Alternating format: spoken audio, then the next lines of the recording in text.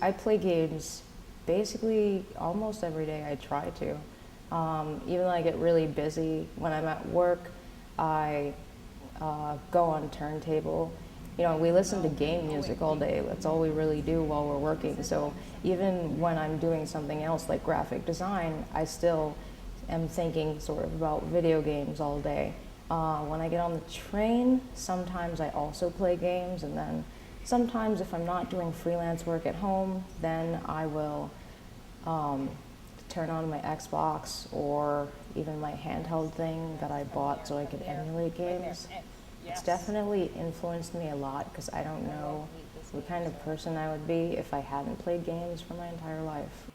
The first time I ever played a video game was a Super NES, Super Nintendo. It was at a sleepover of my sister's friends. While all the other girls had partaken in the normal sleepover events, pillow fights, doing each other's hair, your nails, the makeup, the dress up, I'd never really cared so much for it. So for most of the day, I ended up playing her NES. She had Super Mario Brothers. It was the first time I ever played it. I'd never gotten a chance to play a video game before. So when I started playing it, I was like, oh God, this is amazing. My dad got me a Atari, and he got me a computer and a game console. So I kind of started playing games at the same time as I started getting programming magazines and typing, just typing. I didn't know even what I was typing, but I was a kid, and my dad would give me the magazine and put me to work. Just type stuff. And I was like very obsessed with Pac-Man, like to a ridiculous degree. And in fact, if you look on my Google Plus profile, one of the first pictures of me that I have is me hugging Pac-Man, because I actually saw a Pac-Man person, in the stuffed furry suits they do, and he was in the stuffed up furry suit, and I ran screaming, like, Pac-Man! And actually, I came to later find out reading Casual Revolution that it was the first game targeted at women. So, or not targeted at women, but that had a surprisingly high number of female players. They were shocked by the success of it with women, because before Pac-Man, they had no sense that like a game would actually be fun for a female audience. They didn't think women would be into video games at all. In this day and age, I think to be a gamer means that you spend an exceptional amount of time playing video games, at least dedicating 4 to 6, maybe even 8 hours a day, if not more. Well, when I think of the word gamer, I sort of start thinking of, I guess, like the COD people, the people who play with the mics and they play on the Xboxes all day and they're all loud and angry and possibly very douchebaggy.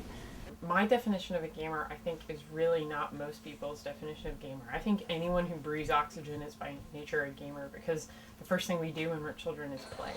And I think that gameplay is a vital amount of the experiences you have as a kid. Like, play and games are what makes you who you are. So I think everyone is a gamer. Gameplay is so interwoven in human history. There's a lot of proof that we may not have made it had we not evolved games and not learned how to play like in the way that we do.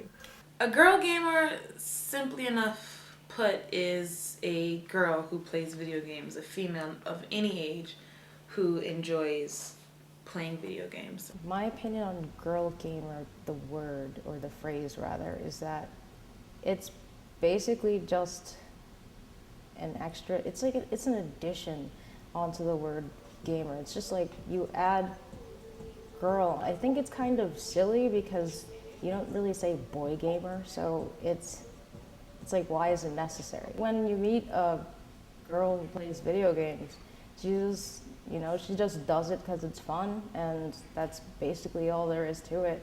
I do have to say that usually women who play video games are a lot friendlier. If a guy loses to a girl, then his badge of honor has been torn off. He can no longer call himself a guy.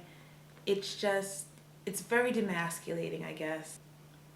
It's been male dominated for so long that even to this day, with the emergence of girl gamers, they still feel that, you know, if you're beaten by a girl, then you're a wussy. Or I don't think guys should be pissed off because maybe they're not as skilled as this girl who's been playing for like 2 years or something, you know? I mean, there's, you know, people just, this what happens when you play a game for a long time, or maybe there's a part of their brain that's amazingly, you know, it just clicks when it does things or something, you know, like it just understands things much faster than you, and you can't really help that. So you can't just be pissed off at someone because they have a vagina. When you play a game, all bets are off. Everybody wants to win, right? And it's proven if you play a game with someone, you actually like them more. And even if they beat you and they beat you badly, you feel more comfortable with them, you know, and you trust them more. So actually, I think men should enjoy beating women and being beaten by them. I think it's a fun thing. If anything, it just fuels the fire. When girls in video games are dressed scantily and they're running about killing people, I'm not so much looking at the fact that she's wearing a short skirt, because the guy alternate to her is he's topless, so at least she's not topless, you know? But it sells. That's what it really comes down to. If she wasn't running around wearing close to nothing, would it really sell as many copies? Because sex sells, and that's something you just have to get over. There are lots of games that have been successful with chicks who are just slightly quirky, as they like to call it. That's like the it word right now. But it's true. I mean, a girl with personality is probably going to be more attractive to a guy in real life or in a video game than a chick who's wearing almost nothing. And if she's wearing almost nothing and she's quirky, that's just a plus. There's some video games, particularly indie games, that really call that to the forefront. There are other games that just make me really enraged. I look at them, particularly some of the sexploitation games, or some of the first-person shooter games where it's very obvious, like, you know, first-person shooter game and you walk into a bar and you have to kill 5 hookers. It's incredibly depressing, you know?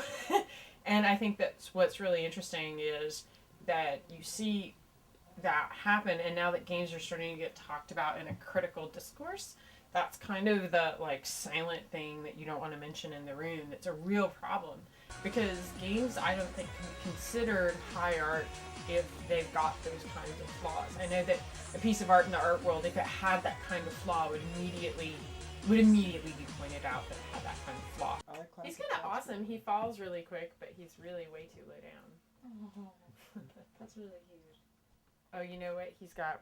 I think that the worst experiences actually come